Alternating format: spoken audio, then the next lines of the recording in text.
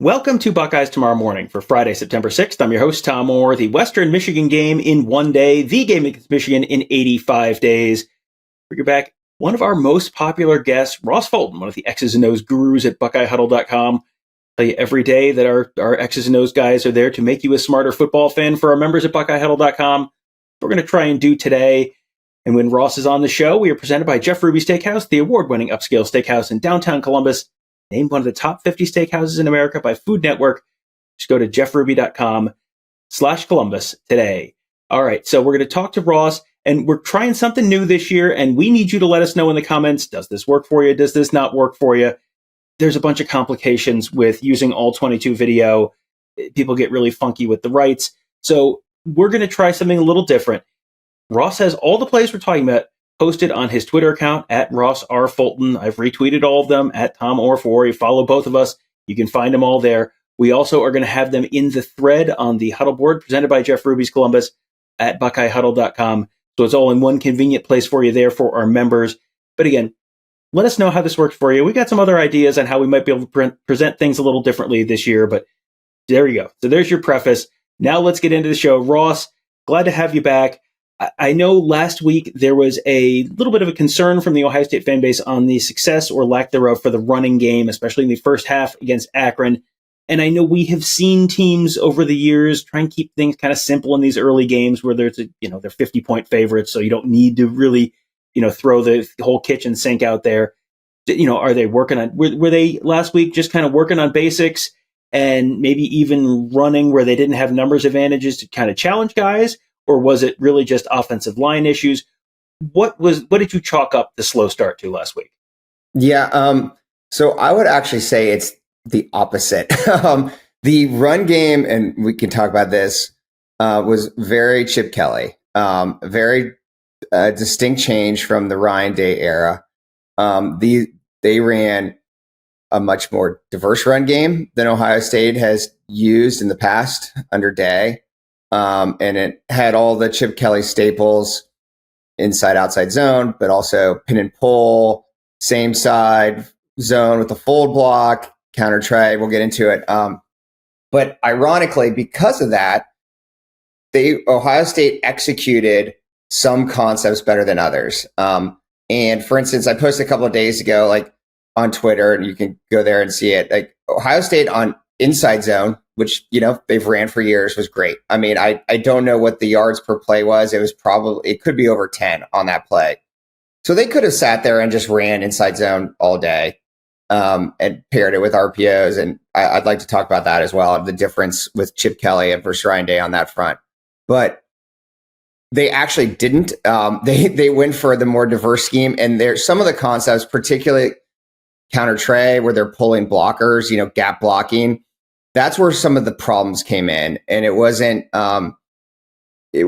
yes, there were occasionally times where they were outnumbered, but it was more just like people pulling and not identifying who to block correctly. There was a couple back-to-back plays where they brought in Carson Hinsman at right guard, and they ran counter tray, and Hinsman and the tight end pulled. Neither one identified the correct person to block. That left unblocked defenders. Then on the next play, they ran pin and pull. Again, pulled guys. No one blocked anyone pulling. So there are some growing pains. My preference is that they stick with having a more diverse scheme. We've talked about for years the benefits of that in the run game.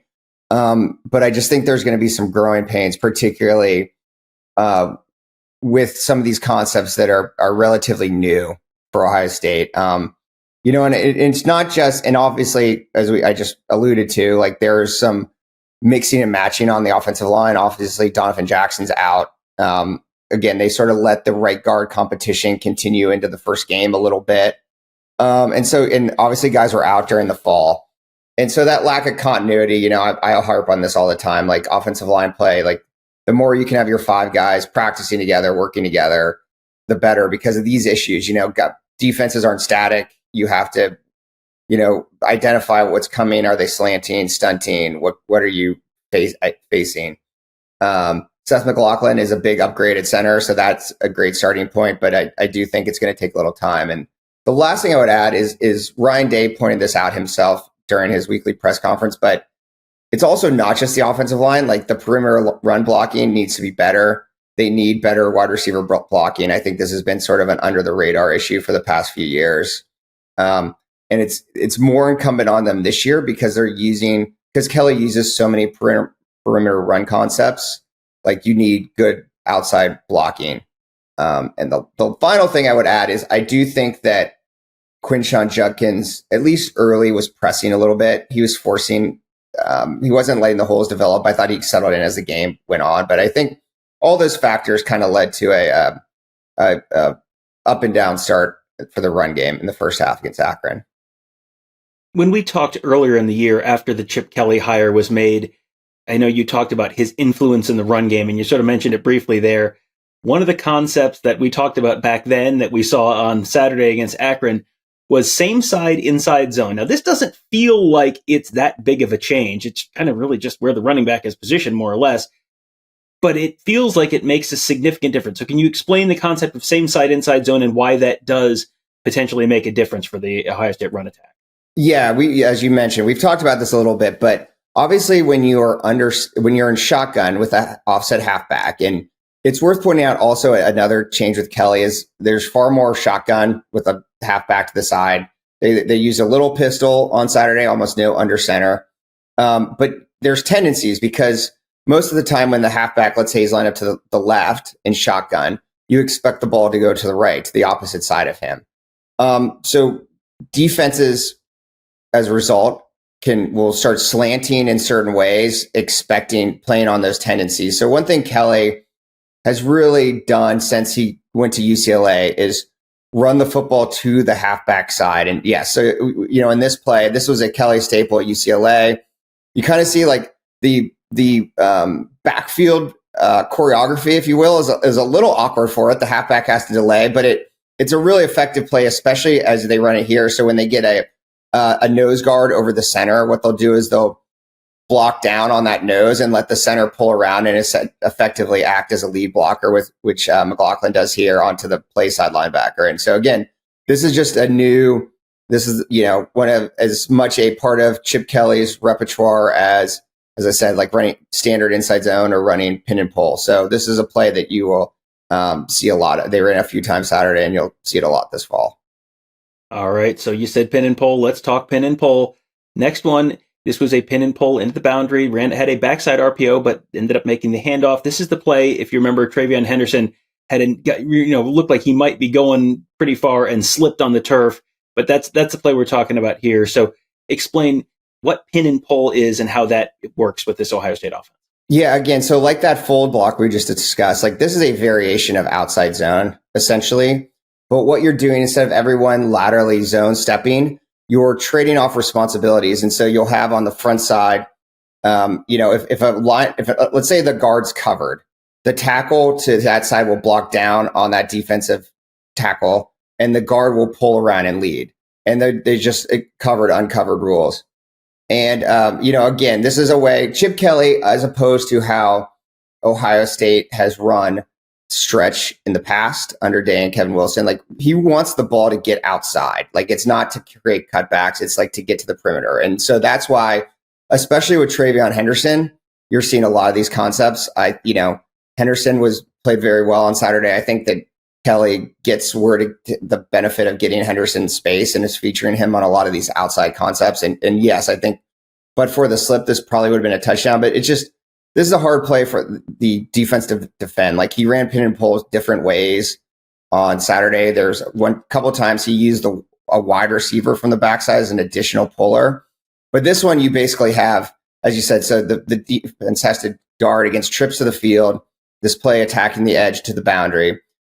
You can see like how Kelly here too, like the backside tackle basically pass sets. So when they run pin and pull, he'll essentially protect on the backside. I think this is something he picked up from his NFL days, protecting the quarterback. And so you almost get this like split where one side's using a run play, one side of the line's running a pass play. And then Will Howard's making the decision on whether to give or keep. But, we'll get into RPOs here a little bit, but another change on Saturday was every run play was paired with some type of live, mostly run pass option, but also occasional a run read option for Will Howard to give or keep. All right, so now moving on to RPO, of course, run pass option. Just like the name says, you have a decision to make, and if the defense is doing one thing, you're running, and if they're doing something else, you're passing. And a lot of times that's just a straight numbers game. Do you have more guys? Do you outnumber them somewhere? Then do that thing. And it's something that if you do it right and you read it right, it can be almost impossible for the defensive stop. So here's one where the run option is inside zone, and that you've got this as a backside arrow RPO, which I will say I definitely know what that means. Ross, why don't you tell everyone else and explain the numbers game involved in pulling it? Yeah, again, so we got a similar concept here where we got this time trips to the boundary and the inside zone going to the field. And so again, they used a wide variety of run pass options. Like it's well beyond what Ryan Day has ever been done before, or maybe perhaps comfortable doing. It's very interesting. Chip Kelly changes up. Like you'll see the same run concept with different RPOs. So we saw on Saturday, sometimes they'd run it with like a backside little quick out, or like a hitch. And you get your 5 or 6 yards this way, but they used the slot receiver, Emeka Egbuka here, but also they did it with Brandon Ennis, in different ways to get to this same kind of concept where you're basically attacking the flat with a couple of lead blockers. So a couple of times they came in motion here.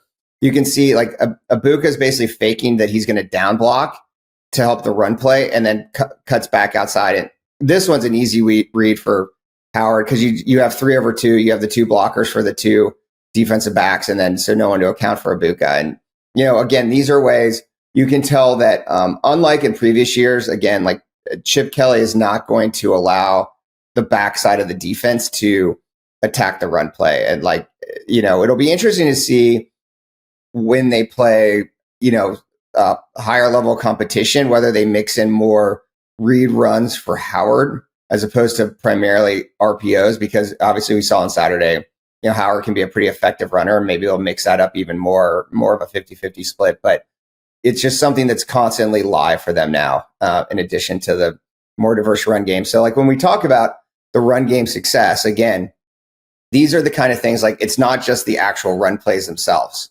Like when they are running RPOs, those are an extension of the run game. And so if they gain 15 yards on a quote unquote pass play, but it's a run pass option, that was opened up because of the run play, because they have the numbers here, because Akron is concerned about the run itself. All right, next up, this is going to be one that I'm sure everyone remembers, the second touchdown to Jeremiah Smith.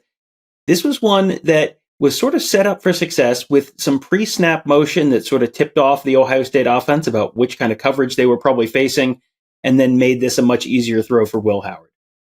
Yeah, again, so lots of pre-snap motion. Saw a lot of that on Saturday, a lot of going back and forth between like tight bunch and spreading out. But here you get, your standard Jelani Thurman going in motion across the formation. Obviously, the defensive back follows, which is a man indicator. And this is kind of a, as I say in the post, they run snag, which is a triangle concept that has been a Ryan Day and Chip Kelly staple for a long time to the near side. And then they just have a backside glance to Jeremiah Smith. And obviously the play action, Will Howard turns his back, which adds to the run threat. But he knows from that pre-snap motion that he's getting man coverage to the backside. And so that's where he goes the glance route. I think Howard, there's certainly places that I could nitpick his reads on Saturday in his progressions. That there was a few times that he locked on a little bit. If you put Smith and Egbuka to one side, that he would get a little locked on to that side of the field. I mean, I guess, I know you're giggling about it. It's hard not to, right? Like who among us, Ross? Who among us? Hard not to default to that when in doubt. But but overall, I mean, what I was impressed with was his accuracy. Like, that goes a long way. Like I think he'll get more and more comfortable, but I thought he put his ball placement was really good. And, he had obviously, as I said, we saw what he adds as a runner. I think he himself said this week that there were probably a few times that he could have kept and ran rather than just throwing the ball away. And I agree with that. So I think that'll continue to be a weapon to, again, add yards in the offense. So now on to the other side of the ball. Defense had a pretty good day overall. And one thing you noted is they ran a lot of country cover 4. Now, I think people probably have some sense for what cover 4 is. What can you explain what country cover 4 is? And is that something that is a new-ish thing that they're running more of it this year? Or is it something we saw a lot of last year? That's hat tip to Devin Radcliffe for that term.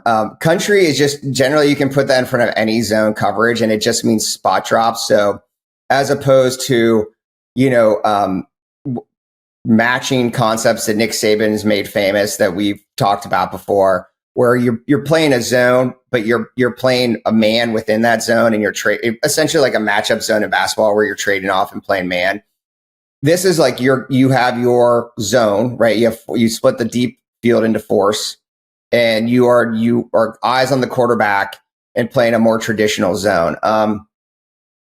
It picked up more and more last year once Latham Ransom was out and Sonny Styles had to play boundary safety. And we saw it a lot again on Saturday. I mean, Jim Knowles has had such a interesting progression at Ohio State because his first year, as much discussed, I mean, it was almost all single high coverages. And then, now it's becoming increasingly this cover 4. I know he's made the point. He doesn't really like to match. And so this is sort of what you get out of the cover 4. He did, as Ryan Day mentioned post game, they did tighten down a little bit because as you see in this clip, like the weakness of this coverage is you only have 3 underneath defenders. And so that puts a lot of strain on the linebackers to begin with. And particularly to the boundary flat. I have, as readers of Buckeye Huddle probably know by now, was not high on CJ Hicks's play on Saturday. And that's a continuation of what I've seen thus far from him. And so I thought Akron played find the fish a little bit with him and attacked him, particularly in these situations where he had to defend in space. But that's sort of why Akron, they kind of dinked and dunked their way to some ball control with not a lot of yards, but they were able to hit some of these boundary plays or use a ton of different types of Joe Moorhead RPOs and, short yardage wrinkles, faking the tight end as the ball carrier and then releasing the flat to gain some yards. But, I think the cover 4 is, you will see that increasingly from Knowles when the other team has a quarterback run threat, because then both safeties can come downhill to play the run. And, Ransom in particular is very aggressive coming down. He's very happy to come downhill and attack the line of scrimmage. And so that cover 4 gives the safeties the opportunity to do that. Next up, you mentioned Latham Ransom loves to come downhill. He is the boundary safety, the bandit in the Ohio State sort of nomenclature now. Think of him as sort of the box safety, but not always, because the next one, they're playing 3 high, and the guy who's rotating down to the box is Caleb Downs, who you think of as the adjuster or the deep safety. So explain this look that they had 3 high look, but Caleb Downs in the box and not up high. Yep, sure. So, I mean, Knowles at Oklahoma State used a lot of, 3 safety or 3 high concepts, right? And you don't see as much of it at Ohio State, or haven't, but they have the ability to do it. And I think we'll probably see more and more of it this year. I would say, unlike the offense, I thought the defense was very vanilla in this game. You saw a couple, like the Hicks sack was a creeper. So when you bring a blitz, but you rush 4 and you drop a defensive lineman in the coverage. Obviously they brought Ransom a couple times as a boundary safety, but overall it was pretty vanilla. But this gives you some flavor what they can do, made possible by the versatility of their 3, safeties or 2 safeties and a nickel, whatever terminology you want to use for Jordan Hancock. But I mean, Hancock gives you the ability to do a lot of stuff because he's very good and very versatile. And so, yes, as you say here, you can, Knowles tends to play cover 3 to the weak side, where, as you said, like Ransom will be coming down as one of the 4 underneath defenders. Cover 3, you have 3 deep defenders, 4 underneath is the zone. And so here, though, they rotate it, and so they go to the strong side. So that allows Downs, who's, technically their field safety or middle safety. You tend to think of him as sort of being like the last line of defense, the Malik Hooker, if you will. But he can give you, again, more versatility. He can play man. He can come into the box. He can come downhill. And so here they rotate down. So Downs comes down, and then Hancock rotates back as one of the deep defenders. And so this, they did this with cover 2 as well, with Hancock taking a deep half. And so I just think we'll see more and more of this. Obviously, their safety and defensive back personnel allows them to do a lot of things. Well, you will be seeing more and more of Ross coming up later this season. Well, we will continue to do these shows, perhaps 1 to 2 a week, breaking down Ohio State offense, Ohio State defense after each game. These are always some of our most popular shows. These are also some of our most popular threads on the Huddle board presented by Jeff Ruby's Columbus at BuckeyeHuddle.com. We got our whole team of X's and O's gurus there, Devin and Justin and Mickey and Ross, of course, answering questions, lots of breakdown of individual plays, lots of scheme talk, lots of explaining why what you think you're seeing is not necessarily what you're seeing during the games, all that kind of stuff. These are very, very popular threads on our board. And again, if you want to watch these plays that we're talking about, these are all going to be in this thread with this video on the Huddle board presented by Jeff Ruby's Columbus. And then if you want to ask Ross questions, or Mickey or Justin or Devin, those guys are all there. They are all there to answer questions. That's the gig, is be there to answer questions and make you guys all smarter football fans. And when we say that on every show, that's what we mean. So we hope to see you there at BuckeyeHuddle.com. That is members only, but one of the many reasons we think it is well worth the price. And also, we want to thank our friends at Jeff Ruby's Steakhouse, proudly offering nationally acclaimed USDA prime steak, seafood, and sushi, impeccable service, live entertainment, and an attention to detail that is simply unmatched. Why don't you just take yourself just 1 second right now, go to jeffruby.com/Columbus, check out the menu, make yourself a reservation, treat yourself. It is going to be a lovely fall weekend in Columbus, Ohio. It would be a great weekend to get a delicious steak at Jeff Ruby's in Columbus. That'll do it for today. Thank you guys all for joining us. Have a great day. We'll talk to you tomorrow.